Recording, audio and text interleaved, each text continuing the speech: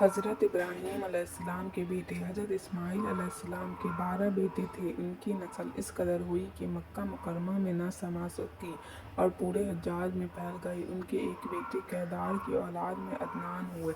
عدنان کے بیٹے معد اور پوتے کا نام نزار تھا۔ نزار کے 4 بیٹے تھے، ان میں سے ایک کا نام مضر تھا۔ مضر کی نسل سے قریش بن مالک پیدا ہوئے، یہ فہر بن مالک بھی کہلائے۔ قریش کی اولاد بہت ہوئی، ان کی اولاد مختلف قبیلوں میں بٹ گئی۔ ان کی اولاد سے قسی نے اقتدار حاصل کیا۔ قسی کے آگے 3 بیٹے ہوئے، ان میں سے ایک عبد مناف تھے، جن کی اگلی نسل میں ہاشم پیدا ہوئے۔ ہاشم نے مدینہ کی ایک سردار کی لڑکی سے شادی کی، ان کے یہاں ایک لڑکا پیدا ہوا، اس کا نام شیبہ رکھا گیا۔ یہ پیدا ہی ہوا تھا کہ ہاشم کا انتقال ہو گیا۔ ان کے بھائی مطلب مکہ کے حاکم ہوئے۔ ہاشم کا بیٹا مدینہ منورہ میں پرورش پاتا رہا۔ جب مطلب کو معلوم ہو گیا کہ وہ جوان ہو گیا ہے تو بھتیجے کو لینے کے لیے خود مدینہ گئے۔ اسے لے کر مکرمہ پہنچے تو لوگوں نے خیال کیا یہ نوجوان ان کا غلام ہے۔ مطلب نے لوگوں کو بتایا یہ ہاشم کا بیٹا اور میرا بھتیجا ہے۔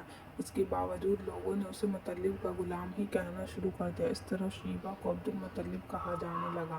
انہیں عبد المطلب کے یہاں ابو طالب، حمزہ، عباس، عبداللہ، ابو لہب، حارث، زبیر، زرار اور عبد الرحمن پیدا ہوئے۔ ان کے بیٹے عبداللہ سے ہمارے نبی حضرت محمد صلی اللہ علیہ وسلم پیدا ہوئے۔ عبد المطلب کے تمام بیٹوں میں حضرت عبداللہ سب سے زیادہ خوبصورت اور سب سے زیادہ پاک دامن تھے۔ عبد المطلب کو خواب میں زمزم کا کنواں کھودنے کا حکم دیا گیا، یعنی حضرت اسماعیل علیہ السلام کے کنویں کو۔ اس کنویں کو قبیلہ جرہم کے سردار مجاز نے پار دیا تھا۔ قبیلہ جرہم کے لوگ اس زمانہ میں مکہ کے سردار تھے، بیت اللہ کے نگراں تھے۔ انہوں نے بیت اللہ کی بے حرمتی شروع کر دی۔ ان کا سردار مجاز بن عمرو تھا، وہ اچھا آدمی تھا۔ اس نے اپنے قبیلے کو سمجھایا کہ بیت اللہ کی بے حرمتی نہ کرو، مگر ان پر اثر نہ ہوا۔ جب مجاز نے دیکھا کہ ان پر کوئی اثر نہ ہوتا تو قوم کو اس کے حال پر چھوڑ کر وہاں سے جانے کا فیصلہ کیا۔ اس نے تمام مال و دولت، تلواریں اور زرہیں وغیرہ خانہ کعبہ سے نکال کر زمزم کے کنویں میں ڈال دی اور مٹی سے اس کو پاٹ دیا۔ کنواں اس سے پہلے ہی خشک ہو چکا تھا، اب اس کا نام و نشان مٹ گیا۔ مدتوں یہ کنواں بند پڑا رہا۔ اس کے بعد بنو خزاعہ نے بنو جرہم کو وہاں سے مار بھگایا۔ بنو خزاعہ اور قسی کی سرداری کا زمانہ اسی حالت میں گزرا، کنواں بند رہا، یہاں تک کہ قسی کے بعد عبد المطلب کا زمانہ آ گیا۔ انہوں نے خواب دیکھا، خواب میں انہیں زمزم کے کنویں کی جگہ دکھائی گئی اور اس کے کھودنے کا حکم دیا گیا۔ حضرت علی رضی اللہ عنہ سے روایت ہے کہ عبد المطلب نے بتایا میں حجر اسود کے مقام پر سو رہا تھا کہ میرے پاس ایک آنے والا آیا۔ اس نے مجھ سے کہا طیبہ کو کھودو۔ میں نے اس سے پوچھا طیبہ کیا ہے، مگر وہ کچھ بتائے بغیر چلا گیا۔ دوسری طرف رات پھر خواب میں وہی شخص آیا، کہنے لگا برہ کو کھودو۔ میں نے پوچھا برہ کیا ہے، وہ کچھ بتائے بغیر چلے گیا۔ تیسری رات میں اپنے بستر پر سو رہا تھا کہ پھر وہ شخص خواب میں آیا، اس نے کہا مجنونہ کھودو۔ میں نے پوچھا مجنونہ کیا ہے، وہ بتائے بغیر چلا گیا۔ اس سے اگلی رات میں پھر بستر پر سو رہا تھا کہ وہی شخص پھر آیا اور بولا زمزم کھودو۔ میں نے اس سے پوچھا زمزم کیا ہے، اس بار اس نے کہا زمزم وہ ہے جس کا پانی کبھی ختم نہیں ہوتا، جو حاجیوں کے بڑے بڑے مجموعوں کو سیراب کرتا ہے۔ عبد المطلب کہتے ہیں میں نے اس سے پوچھا یہ کنواں کس جگہ ہے، اس نے بتایا جہاں گندگی اور خون پڑا ہے اور کوا ٹھونگے مار رہا ہے۔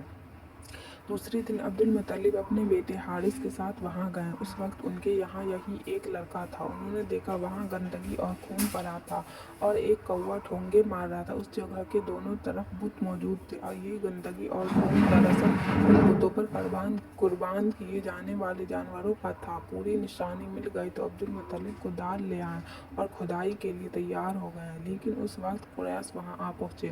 انہوں نے کہا اللہ کی قسم ہم تمہیں یہاں کھدائی نہیں کرنے دیں گے، تم ہمارے ان دونوں بتوں کے درمیان کنواں کھودنا چاہتے ہو جہاں ہم ان کے لیے قربانی کرتے ہیں۔ عبد المطلب نے ان کی بات سن کر اپنے بیٹے حارث سے کہا تم ان لوگوں کو میرے قریب نہ آنے دو، میں کھدائی کا کام کرتا رہوں گا، اس لیے کہ مجھے جس کام کا حکم دیا گیا ہے میں اس کو ضرور پورا کروں گا۔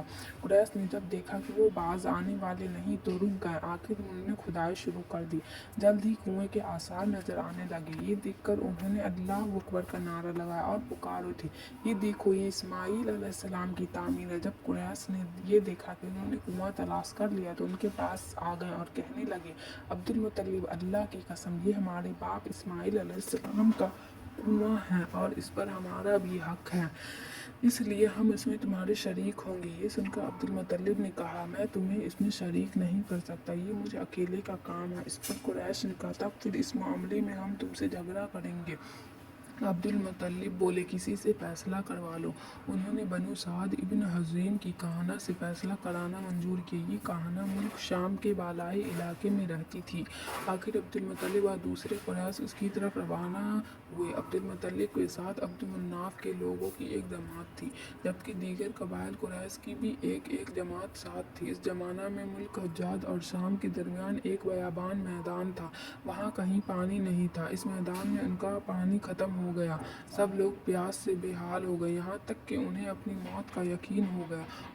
उन्होंने कुरैश के दूसरे लोगों से पानी मांगा, लेकिन उन्होंने पानी देने से इनकार कर दिया। अब उन्होंने इधर उधर पानी तलाश करने का इरादा किया। अब्दुल मुत्तलिब उठकर अपनी सवारी के पास आए। जो ही उनकी सवारी उठी, उसके पाँव के नीचे से पानी का चश्मा उबल पड़ा। उन्होंने पानी को देखा, अल्लाह अकबर का नारा लगा। फिर अब्दुल मुत्तलिब सवारी से उतर आए। सबने खूब सैर होकर पानी पिया और अपने मिशकीजे भर लिए। अब उन्होंने कुरैश की दूसरी जमात से कहा, आओ तुम भी सैर होकर पानी पी लो। अब वो भी आगे आए और खूब पानी पिया। पानी पीने के बाद वो बोले, अल्लाह की कसम, ऐ अब्दुल मुत्तलिब, ये तो तुम्हारे हक में फ़ैसला हो गया। अब हम जमजम के बारे में तुमसे कभी झगड़ा नहीं करेंगे। जिस जात ने तुम्हें इस बयाबान में सिराब कर दिया, वही जात तुम्हें जमजम से भी सिराब करेगा, इसलिए यहीं से वापस चलो। इस तरह कुरैश ने जान लिया कि अल्लाह ताला अब्दुल मुत्तलिब पर मेहरबान है, लिहाजा उनसे झगड़ना बेसूद है और काहना के पास जाने का कोई फ़ायदा नहीं।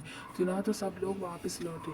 वापस आकर अब्दुल मुत्तलिब ने फिर कुएं की खुदाई शुरू की। अभी थोड़ी सी खुदाई की होगी कि माल दौलत, तलवारें और जरहे निकल आए। इसमें सोना और चांदी वगैरह भी थी। ये माल दौलत देखकर कुरैश के लोगों को लालच ने आ घेरा।